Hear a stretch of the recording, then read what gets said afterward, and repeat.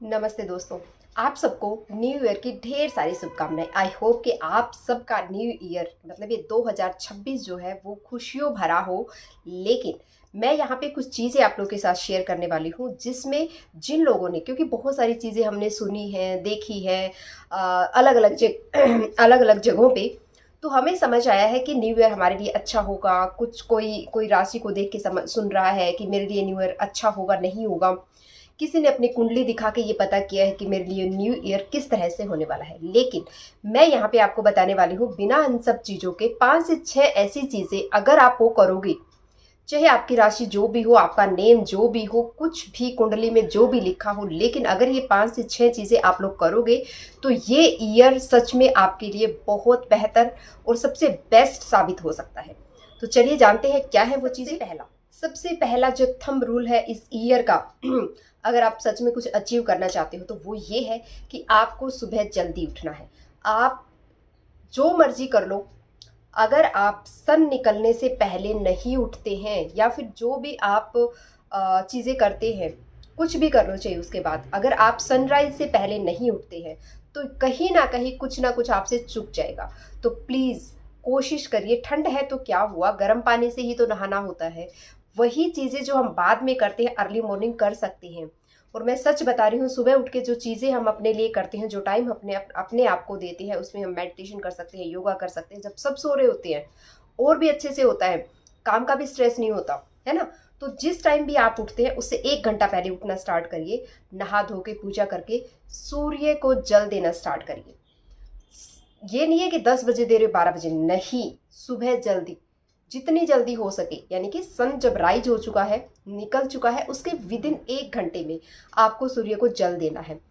ऐसा नहीं है कि कुछ यूनिक चीज़ें हैं, और जो यूनिक चीज़ें भी हैं, लेकिन यहाँ पे इसका पर्पस, सारी चीज़ें एक दूसरे के साथ जुड़ी हैं। क्योंकि आप सुबह जल्दी उठोगे तभी आप सूर्य को जल दे पाओगे। अगर आप सुबह जल्दी उठोगे आपकी हेल्थ अच्छी होगी।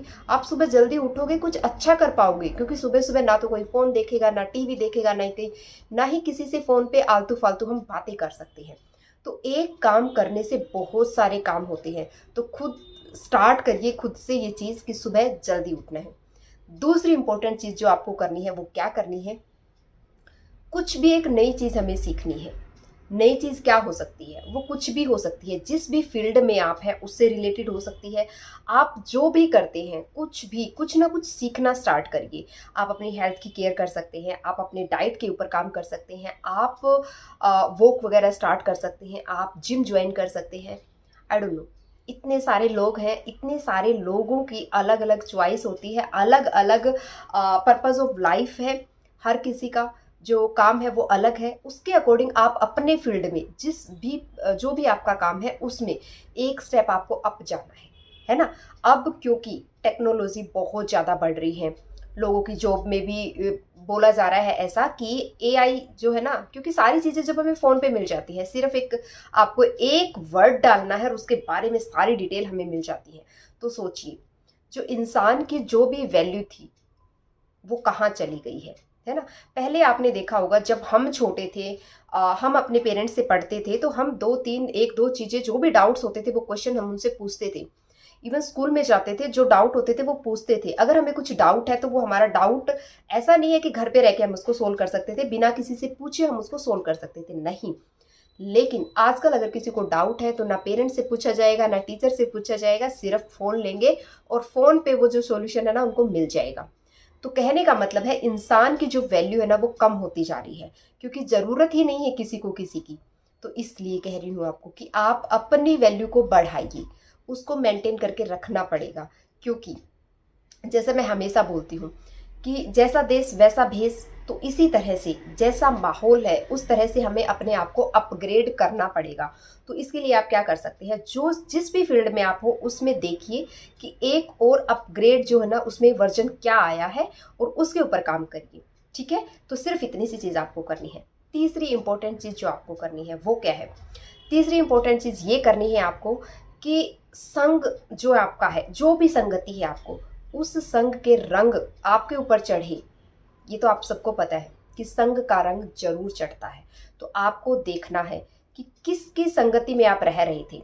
इतने टाइम से आपके साथ अच्छा हुआ बुरा हुआ, वो जिन लोगों के साथ रह रहे थे उनकी वजह से नहीं हुआ है, ये सिर्फ आपकी वजह से हुआ। तो अब आपको देखना है कि आप कहाँ रह रहे थे, क्या कर रहे थे, और जिन लोगों के साथ आप रह रहे थे क्या वो सच में वैल्यूएबल थे आपके लिए, क्या कुछ इम्पोर्टेंट या कुछ ऐसी वैल्यू आपकी लाइफ में उन लोगों ने ऐड की, उनकी बातों ने ऐड की। अगर हाँ तो कंटिन्यू रहिए उनके साथ, अगर नहीं तो आज ही छोड़ दीजिए उन्हें। जिनके साथ रहने से आपको पता है कि कुछ फ़ायदा नहीं होने वाला है, होता है ना ऐसा कि सिर्फ टाइम पास के लिए हैं वो, अगर कुछ ऐसी चीज़ें हैं जो सिर्फ और सिर्फ टाइम पास के लिए थी, या कुछ ऐसे दोस्त हैं जो सिर्फ टाइम पास के लिए थे, या कोई ऐसा काम है जो सिर्फ टाइम पास के लिए था, तो उस संग को छोड़ना पड़ेगा। वो संग आपके दोस्त हो सकते हैं जिनके साथ आप टाइम पास कर रहे थे, वो संग हो सकता है आपकी कोई कोई ऐसी हैबिट हो जैसे फ़ोन देखना, टीवी देखना, कुछ भी हो सकता है, कुछ भी। बहुत से लोग मैंने ऐसे देखे हैं कि इवन बाइक पे जाते हैं, गाड़ी में जाते हैं, जिस पे भी जाते हैं, सिग्नल पे भी अगर खड़े होंगे तो एक बार इस तरह से अपने फ़ोन को स्क्रॉल करते हैं। मतलब इतने गुलाम बन गए हैं इस फ़ोन के तो कि पूछिए मत, कि 2 रील तो मैं इतने 1 मिनट में देख ही सकता हूँ। तो सोचिए क्यों फिर उसकी वैल्यू नहीं बढ़ेगी जो आप 1 मिनट के लिए भी जिसे देख, मतलब 1 मिनट भी अगर आपके पास है तो आप सोचते हैं उसके ऊपर स्पेंड करूं, तो उसकी वैल्यू बढ़ेगी ना, आपकी वैल्यू कम होगी। तो प्लीज़ देखिए उस चीज़ को कि कौन है आपका सबसे बड़ा दुश्मन, कहाँ आप अपना टाइम वेस्ट कर रहे हैं। अपने टाइम को एनालाइज करिए कि यहाँ मैं अपना टाइम वेस्ट करती हूँ या करता हूँ, और इन चीज़ों को अब मुझे नहीं करना है। और फिर देखिए कितना टाइम आपके पास बचता है। एक दिन मैं कह रही हूँ फ़ोन को एक बार लॉक कर दीजिए, स्विच ऑफ कर दीजिए और रख दीजिए बिना फ़ोन के। आप फिर अपने आप को देखिए कि आपके पास कितना टाइम है। जो लोग बोलते हैं ना, उनको कह रही हूँ मैं कि एक बार देखिए फिर कितना टाइम आपके पास बचता है। चौथी इंपॉर्टेंट चीज़ जो आपको करनी है, कभी नहीं बोलनी है कुछ चीज़ें जो अक्सर हम मुंह से बोल देते हैं, और कई बार हम ऐसा भी बोल देते हैं कि ये बात तो मैंने ऐसे ही बोली थी, इसका मीनिंग ये नहीं था।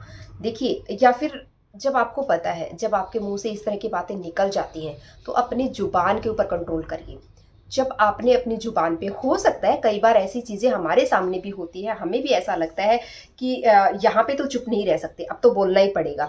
जब ऐसी सिचुएशन आती है तो कई बार वहाँ भी चुप रहना पड़ता है। और जब चुप रह के, क्योंकि बोल के हमने देख लिया, क्या आपको लगता है कभी भी किसी को बोल के कोई भी प्रॉब्लम, इतनी दुनिया में जितनी प्रॉब्लम्स है ना, जो आपने बोल के एक प्रॉब्लम ऐसी मुझे गिना दो, मुझे बता दो कि मैम हमारे घर में ये प्रॉब्लम थी और हमने सुना सुना के बोल बोल के इस प्रॉब्लम को ठीक कर लिया, एक भी नहीं मिलेगी। लेकिन ऐसे आपको बहुत सारे एग्जाम्पल मिल जाएंगे जहां लोग चुप रहे, कुछ नहीं बोला, और धीरे धीरे करके वो चीज़ें चेंज हो गई। तो चुप रहना सीखिए। कितनी भी कड़वी कोई बात लग जाए, चुप रहना सीखिए, क्योंकि समझिए कि जब कोई इतना गलत बोल रहा है तो आपके 2 अच्छे वर्ड उसे 4 गलत बातें और निकलवाएंगे, ना कि उसकी अच्छाई को बाहर निकालेंगे। नहीं, क्योंकि उसकी अच्छाई वही है, जो वो बोल रहा है वो है। तो इसलिए आप चुप रहिए। वो क्या बोल रहा है इंपॉर्टेंट नहीं है, आपके मुंह से क्या वर्ड निकले हैं, आपने क्या बोला है, वो आपके कर्म में, वो आपकी लाइफ का एक हिस्सा बन जाता है। पूरी लाइफ आपके साथ रहता है वो। तो इसलिए आपको देखना है कि आपको कहाँ बोलना है, कितना बोलना है। जहाँ ज़रूरत नहीं लगे, मुझे तो लगता है 3-4 जगह ऐसी होती है जहाँ हमें, मतलब कभी भी जैसे हम बोल पड़ते हैं कि अपने बच्चा हुआ, अपनी वाइफ हस्बैंड हुआ, एक दूसरे के साथ अगर कुछ डिस्कस हो रहा है, या पेरेंट्स हुए, बस। इसके अलावा मुझे नहीं लगता कि कहीं भी हमें बोलना चाहिए, क्योंकि हो सकता है हो किसी का ऐसा फ्रेंड हो, बाकी 90% मुझे ऐसे लगता है नहीं है। लेकिन अगर कोई ऐसा है दोस्त जो आपकी गलत बात को भी और सही बात को भी समझने को तैयार होता है, तो वहाँ बोल सकते हैं। लेकिन हर जगह सफाई मत दीजिए, ये है, ऐसा है, वो है, मैंने 4 शब्द बोल दिए तो मैं बड़ा हो गया। नहीं, वहाँ पे बोल के आप छोटे हुए हैं, बड़े नहीं हुए। वहाँ पे चुप रहना ही आपकी महानता है, आपका बड़प्पन वहाँ पे चुप रहना ही है। ठीक है। नेक्स्ट जो चीज़ आपको ध्यान रखनी है, वो बस इतनी सी ध्यान रखनी है कि जब भी किसी भी काम को, जब भी हम कोई भी काम करते हैं ना, बहुत, क्योंकि हम अलग अलग काम करते हैं, सबकी अलग अलग हैबिट्स हैं, सबका अलग अलग रूटीन है, इसलिए जिस भी काम को करते हैं उस पर अपना 100% फोकस आपको देना है। क्यों ऐसा बोल रही हूँ, देखिए थॉट्स हमारे माइंड में आते रहते हैं, चलते रहते हैं, उनके ऊपर हमारा कंट्रोल नहीं है। लेकिन किसी भी एक थॉट को जब हम पकड़ लेते हैं तो उसके ऊपर जब हम अपना फोकस डालते हैं फिर वो हमारे अंदर चलने लगता है, फिर हम वैसा बिहेव हम करने लगते हैं। सपोज करिए कोई बात कर रहा है बहुत अच्छी अच्छी, उसकी कोई बात बुरी हमें हमें याद आ जाती है कि ये तो ऐसा था, ये तो ऐसा था, कोई थॉट हमारे मन में आ गया, फिर हमने उसी के बेस पे अपनी पूरी दुनिया बना ली, और फिर हम जो उसके साथ बात करेंगे ना उस बेस पे करेंगे जो हमने अंदर अपने बना लिया है। तो इसलिए अपने थॉट्स के ऊपर ध्यान दीजिए कि आप जो फोकस डाल रहे हैं वो कहाँ डाल रहे हैं, क्योंकि फोकस एक ऐसी चीज़ है, मेडिटेशन कुछ नहीं, फोकस है कि एक ही जगह, एक ही किसी भी एक चीज़ पे जब आप फोकस करके रहते हैं तो किस तरह से चीज़ें काम करती है। तो ये आपको देखना है कि आप अपनी एनर्जी जहाँ पे भी आप फोकस डाल दोगे ना वहाँ पे अपनी एनर्जी आपकी डल जाएगी, और जहाँ पे एनर्जी लग जाती है तो फिर उस तरह की चीज़ें होने लगती हैं। तो आप देखिए आपको अपनी एनर्जी दूसरे तीसरे चौथे की बातों के ऊपर डालनी है या खुद के ऊपर डालनी है। मैं कहती हूँ जितना बाहर एक भी थॉट माइंड में नेगेटिव आता है ना कि ये बंदा ऐसा है, तुरंत उस थॉट को वापस लेके आओ अपने ऊपर कि मैं क्या कर रही हूँ, ये तो है सो है, मैं क्या कर रही हूँ, क्या मैं जो सोच रही हूँ वो मेरे लिए इम्पोर्टेंट है, मेरे लिए मेरी लाइफ में कुछ वैल्यू ऐड कर रहा है, मेरे लिए कुछ वैल्यूएबल है। नहीं, स्टॉप। क्योंकि दूसरे हमारे कंट्रोल में नहीं है, हम हमारे कंट्रोल में है। अगर हम अपने आप को कंट्रोल में रख लें वो बहुत बड़ी बात हो जाती है हमारे लिए।